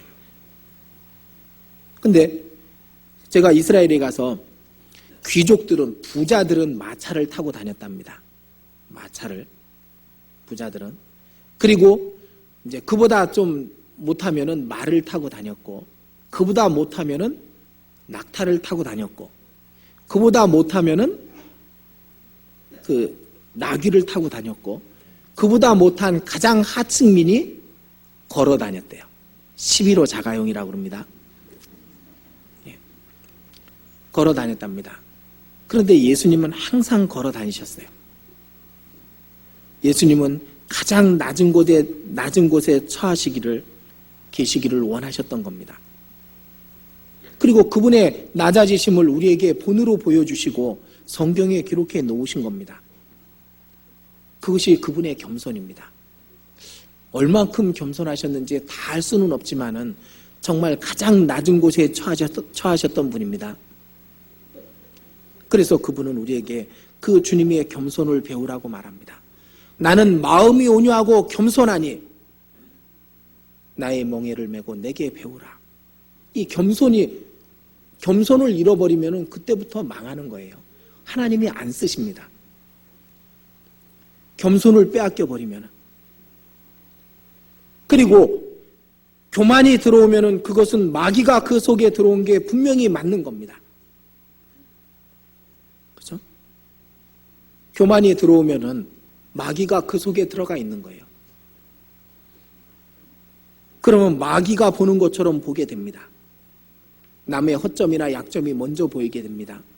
겸손한 사람은 그게 안 보이죠. 주님처럼 보니까. 남의 약점도 감싸줄 수 있는 것이 돼버리고 남의 허물과 죄도 그것이 애틋한 마음으로 그를 볼 수 있게 되는 겁니다. 그러나 마귀가 들어가면 겸손은 잃어버리고 그때부터 교만해지기 시작하는 겁니다. 그래서 우리가 그리스도를 본을 삼으려면 제일 먼저 그분의 겸손을 본을 삼아야 됩니다.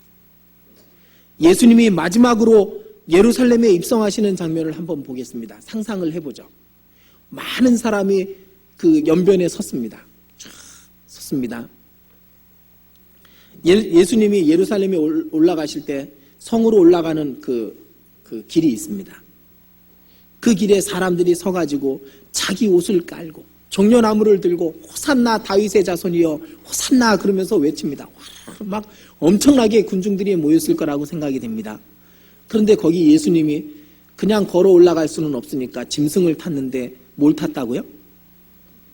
아니요. 나귀 새끼를 탔습니다. 나귀는 말보다 작죠. 나귀 어미도 말보다 작습니다. 조그맣습니다. 그런데 나귀 어미를 탄 것도 아니고 나귀 새끼를 탔어요. 어땠을까요? 예수님은 그래도 30대 건장한 청년의 모습인데, 근데 아마 뒤뚱뒤뚱 한번 그 장면을 상상해 보십시오. 그렇게 올라가신 거예요. 근데 왜 나귀 새끼를 탔다고 돼 있는지 아시죠? 스가랴 9장. 구약 뒷부분에 스가랴 9장.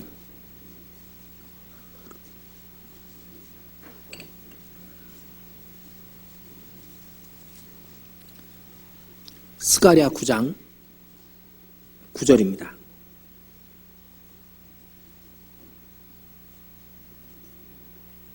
9절. 시온에 따라 크게 기뻐할지어다. 예루살렘에 따라 즐거이 부를지어다. 보라, 네 왕이 내게 임하나니 그는 공의로우며 구원을 베풀며 어떻게 하셔? 겸손하여서 나귀를 타나니 나귀의 작은 것 곧 나귀 새끼니라. 주님이 너무나도 겸손하셨던 겁니다. 말을 타고 입성하셔도 부족함이 없는 분인데, 근데 말을 타지 않고 나귀, 그것도 나귀 새끼를 탄 겁니다. 뒤뚱뒤뚱. 그분의 겸손을 단적으로 보여준 거랍니다. 왕이신 그분이, 아니 만왕의 왕이시며 만주의 주이신 그분이 이 땅에 오신 겁니다. 그리고 왕으로서 입성하시는 것을 예표로 보여줘야 되는 그 시점에 말을 타기를 거절하시고 나귀 새끼를 타고 입성하신 겁니다. 정말 낮아지신 분인 거예요. 우리가 얼만큼 낮아져야 그분 밑에 있을 수 있겠습니까? 그죠? 정말 겸손해야 되는 겁니다. 하나님 앞에서는, 우리가 주님 앞에서 나이라는 것이 무슨 의미가 있겠습니까? 그죠? 어떤 할머니 상담하다 보면, 아, 예수 그 젊은이가 그래요. 예. 그러면 제가 꼭 얘기해 주죠. 예수님의 육신의 나이만 따져도 2000살이 넘으셨어요. 예. 젊은이가 그럽니다. 그렇지 않죠. 또 우리가 아무리 신앙이 있다고 할지라도, 아무리 구원받은 열수가 깊어졌다 할지라도, 그럴지라도 우리는 하나님 앞에 있는 겁니다. 그죠? 벼는 익으면 고개를 숙인다는 말처럼 신앙이 더 깊어졌다는 의미는 예수님을 더 닮아갔다는 의미가 되는 것이고, 예수님만큼 더 낮아졌다라는 의미가 되는 겁니다. 정말 신앙은 겸손인 겁니다. 겸손으로 신앙의 척도를 잴 수가 있는 겁니다. 그래서 우리는 주님을 본받아야 되는데 그리스도의 겸손을 먼저 본받아야 됩니다. 누구보다도 낮아지셔야 돼요. 이건 절대로 잊어버리시면 안 됩니다. 이걸 잊어버리면은 그러면 마귀가 틈을 탑니다. 그리고 주님은 섬김의 본을 보여주셨습니다. 성경 요한복음 13장.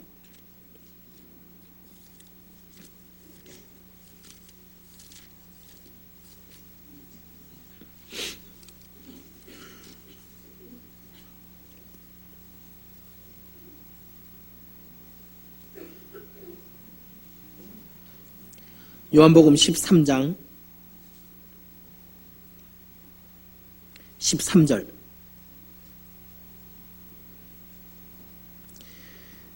너희가 나를 선생이라 또는 주라 하니 너희 말이 옳도다. 내가 그러하다.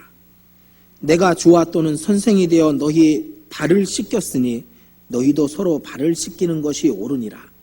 내가 너희에게 행한 것 같이 너희도 행하게 하여 본을 보였노라. 예수님이 제자들을 쭉 앉혀놨습니다.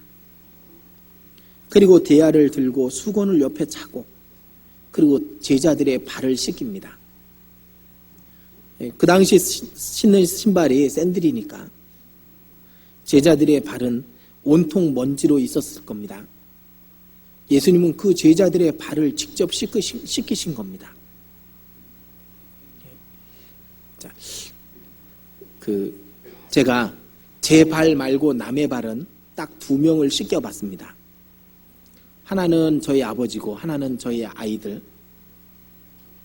그렇게 씻겨봤는데 저희 아버지 발 씻기는 게 참 힘들었습니다. 처음에는. 냄새가 나잖아요.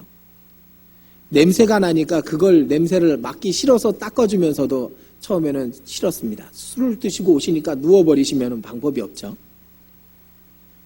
그런데 자기 부모의 발을 씻기는 것도 그렇게 쉽지 않더만.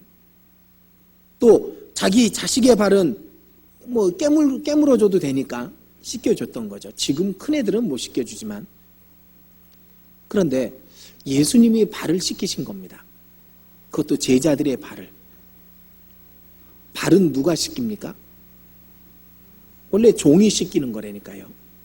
종이. 그 옛날에는 주인의 친구나 친한 분들이 오거나 주인이 먼 길에서 오면은 발을 갖다가 탁 내놓으면은 종들이 씻겼답니다.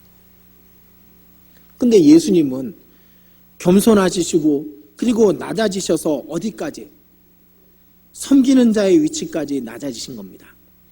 그리고 종의 발을 씻겼어요. 아니, 자기 제자들의 발을 씻겼습니다. 너희에게 본을 보이려 하여 이렇게 했다. 그렇게 되어 있습니다. 그래서 천주교에서는요, 교황이 세족식을 합니다. 교황이 사람들 뭐 평신도나 아니면 사제들의 발을 씻겨주는 그런 세족식을 합니다. 의식으로서. 그건 다 겉뿐이죠. 섬김의 본을 보여주시기 위해서 예수님은 그렇게 하신 겁니다. 우리가 알아야 되는데 우리는 주의 백성 형제 자매를 주님처럼 대하고 섬겨야 됩니다.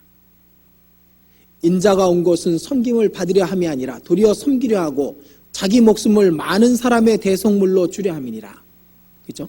주님은 섬기러 오셨고 우리에게 섬김의 본을 보여주시려고 그렇게 하셨던 겁니다.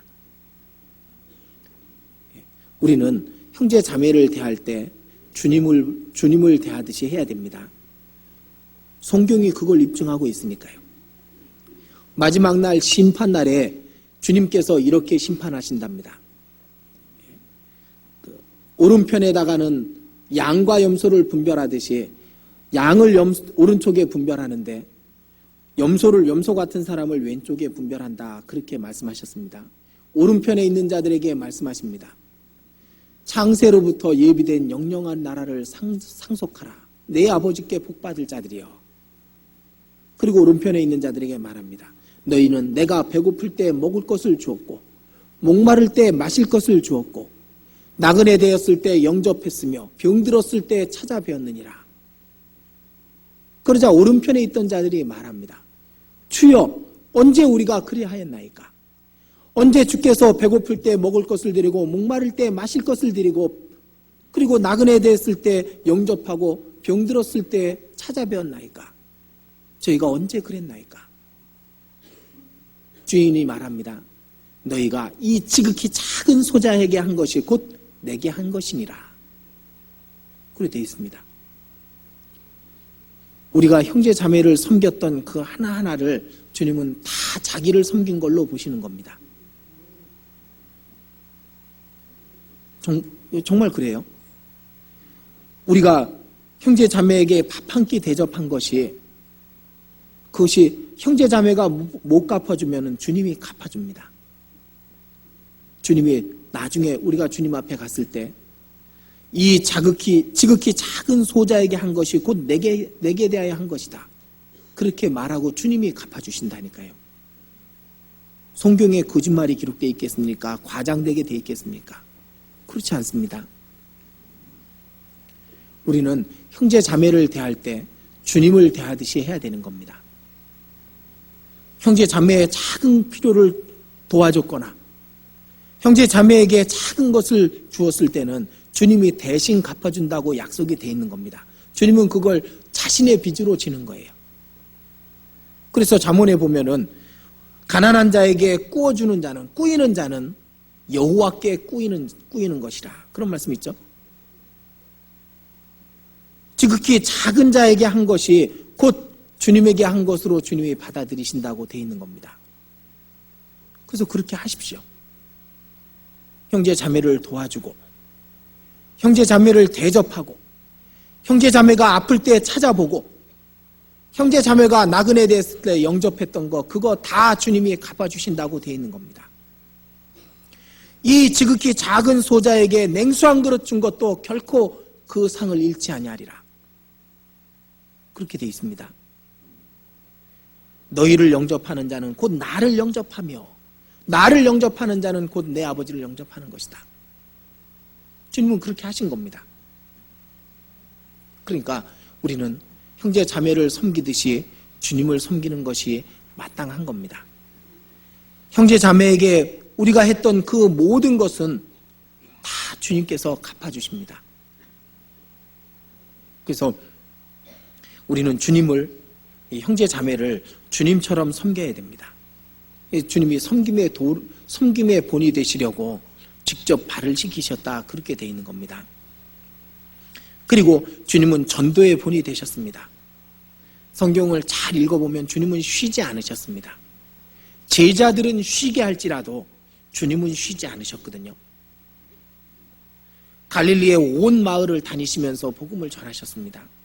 그리고 나서 어느 마을에서 복음을 전하신 다음에 그 다음에 제자들에게 말합니다. 우리가 다른 마을로 가자. 내가 거기서도 전도하여야 하리니 내가 이 일을 위하여 왔노라. 그렇게 쉼없이 보여주신 거예요.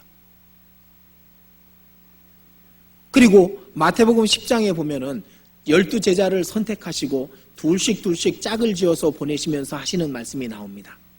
그 말씀 속에 너희가 거저받았으니 거저주라. 너희 전대에 아무것도 가지지 말라. 그렇게 말씀하시죠. 너희가 어느 집에 들어가면은 그 집의 평안을 위하여 빌라. 그 집이 그 평안에 합당하면 그 평안이 그 집에 머물 것이요. 그렇지 않으면 너희에게 돌아오리라. 합당치 않으면 먼지를 털어버리라. 뭐 이런 말씀 쭉 마태복음 10장에 나오거든요. 그리고 둘씩 제자들을 보내십니다. 그리고 나서 주님은 뭐 하셨을까요? 마태복음 11장에 보면 주님은 홀로 또 전도하시러 가십니다. 쉬지 않으셨거든요. 그리고 제자들이 와서 그곳에서 전도하다가 돌아왔습니다. 지쳐서 돌아왔습니다. 너희는 잠깐 와서 쉬라. 그렇게 말씀하시고 주님은 또 사람들을 만나고 복음 말씀을 전하시거든요. 주님은 쉬지 않으셨어요. 왜? 본으로 보여주신 겁니다. 때를 얻든지 못 얻든지 항상 힘쓰라는 그 본으로 보여주신 겁니다. 우리도 그렇게 해야 되는 겁니다. 주님의 제자들은 그걸 봤습니다. 베드로도 그걸 3년 반 동안 봤죠. 그리고 나머지 제자들도 다 그걸 봤던 겁니다. 몸소 보여주신 걸. 그리고 그들은 어떻게 했을까요? 그들은 주님을 그대로 따라갔을 겁니다. 주님처럼 쉼없이 복음을 전하러 이곳저곳을 다니면서 그렇게 했을 겁니다. 그죠? 주님이 본으로 보여주셨기 때문에. 주님은 또 고난의 본을 보여주셨죠.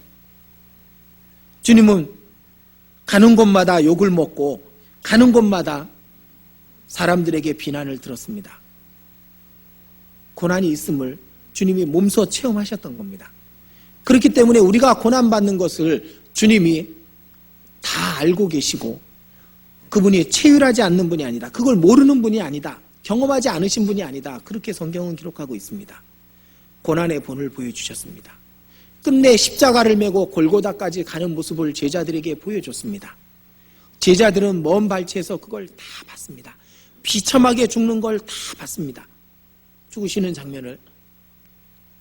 그리고 부활하신 다음에 제자들은 예수님을 보고 예수님의 부활이 있는 것까지도 봤습니다. 그리고 그 제자들은 복음을 전하러 갔습니다. 어떻게 했을까요? 다 죽기까지 주님의 본을 그대로 보고 배운 겁니다. 죽기까지. 그래서 베드로는 거꾸로 십자가에 못 박혀서 죽었답니다. 그죠? 그리고 어떤 제자는 가서 사지가 찢겨나가서 죽었답니다. 어떤 제자는 화형을 당해서 죽었다고 되어 있습니다. 어떤 제자는 기름가마에 던져졌다고 기록되어 있습니다. 마띠아를 포함해서 12사도, 그리고 바울을 포함해서 성경에 기록되어 있는 이 주님의 사도들은 사도 요한을 제외하고는 다 순교를 당했습니다. 갈갈이 찢겨 죽고 짐승의 밥이 돼서 죽고 그리고 십자가에 못 박혀서 죽고 그렇게 죽어갔습니다. 왜? 그들은 부활을 봤거든요. 주님이 부활하신 모습을 봤기 때문에, 또 주님이 십자가에까지 가신 그 고난의 길을 다 봤기 때문에 그들은 그렇게까지 할 수 있었던 겁니다. 그것이 그리스도인의 삶인 겁니다. 우리 보러 주님을 위해서 화형을 당하고 십자가에 못 박여 죽으라고 말씀하시지는 않습니다. 그러나 우리에게 본을 보여주시고 주님을 따라오라고 그렇게 말씀하신 겁니다.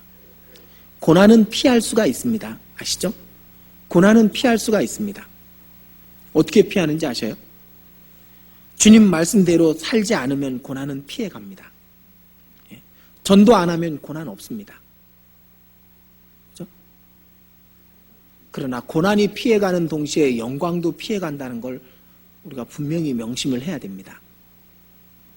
고난을 피하면 영광도 날 피해갑니다. 그러나 우리가 주님의 말씀대로 사는 것 때문에 고난을 받게 된다면, 그렇다면 그 고난은 영광을 주기 위한 이 전주곡에 불과한 것뿐인 겁니다.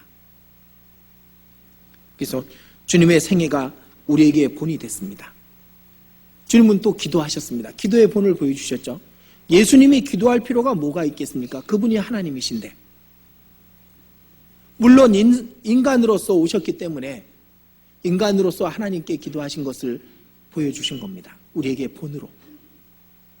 밤에도 기도하고 낮에도 기도하고 새벽에도 기도하고 어디에서나 기도하시는 모습을 제자들에게 보여줬습니다.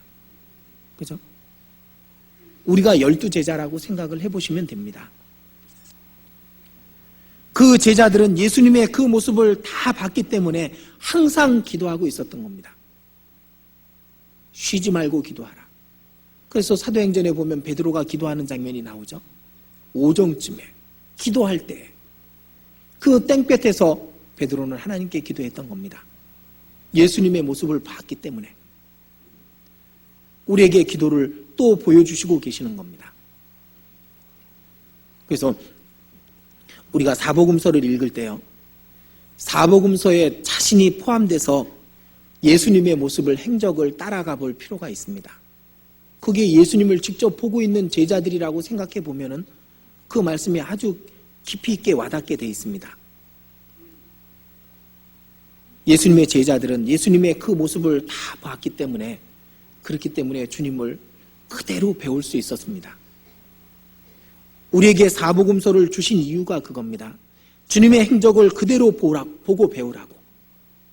주님의 말투, 주님의 행적, 주님의 고난, 주님의 겸손, 주님의 낮아짐, 섬김, 그런 모습들을 그대로 보고 배우라고 주님이 성경에 기록해 놓으신 겁니다. 그래서 그리스도인은 그리스도를 본받는 자들입니다.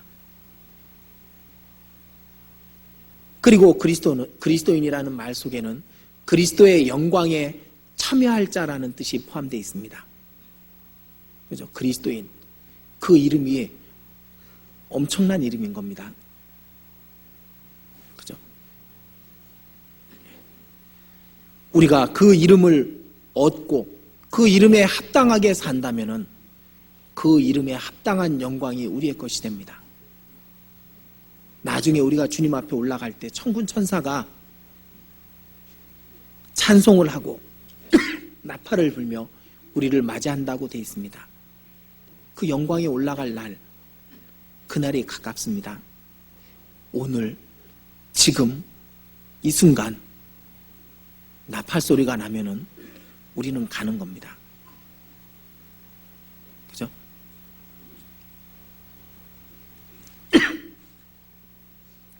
그 영광 앞에 우리가 서게 됩니다.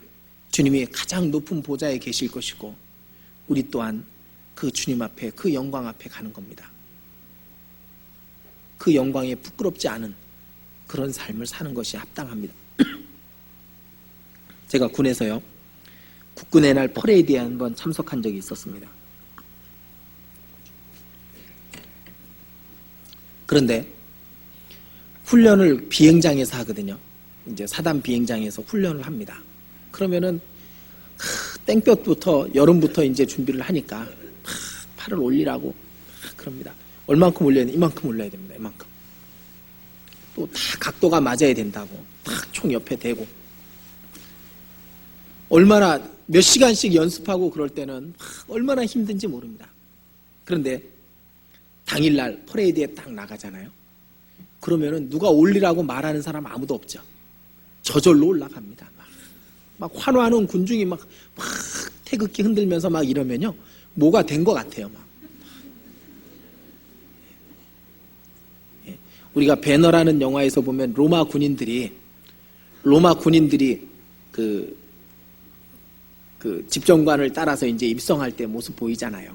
막 로마 시민들이 막 그러고 황제가 이러는 장면 나오죠. 근데 그걸 보면서 아니 저 사람들 전쟁터에서 오는데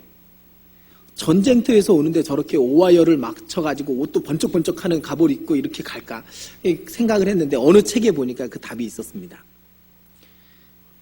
그 로마 시내로 들어가기 전에 그 앞에서 쉰대요. 푹 쉬면서 오와열을 정비하고 갑옷을 닦고 칸과 창을 닦고 그리고 다 준비하고 들어간답니다. 그러니까 이제 그 앞에 딱 진군이 해서 그 대장이 말 타고 들어가면은 그럼 나머지가 탁 오와 열을 맞춰가지고 착착 그러면서 들어가는 거예요. 그래가지고 아주 멋진 장면으로 그런답니다. 예. 왜? 그 영광에 합당한 모습을 갖기 위해서 막 폐잔병처럼 막 지쳐서 이렇게 들어가면 영광이 되겠습니까? 그죠? 우리도 잠시 잠깐 오시리가 오시리니 지체하지 아니하시리라. 그 주님의 영광에 우리가 참여하게 됩니다.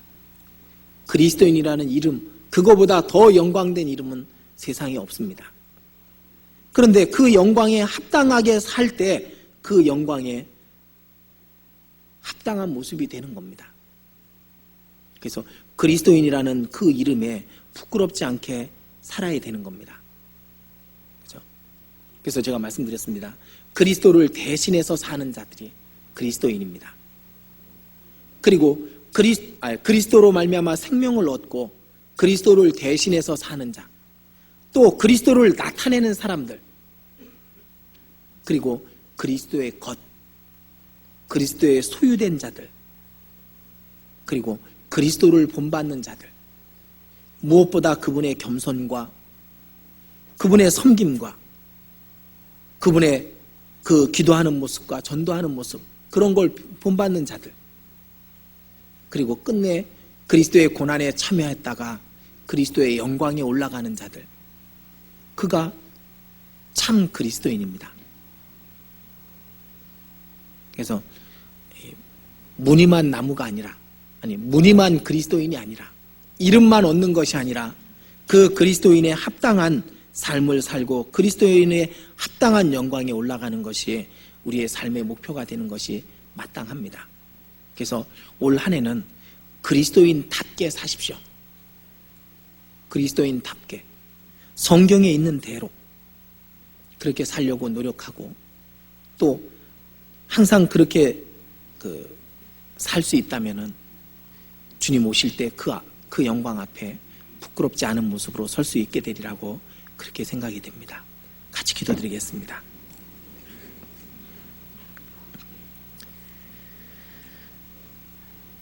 언제나 주님께 감사드립니다.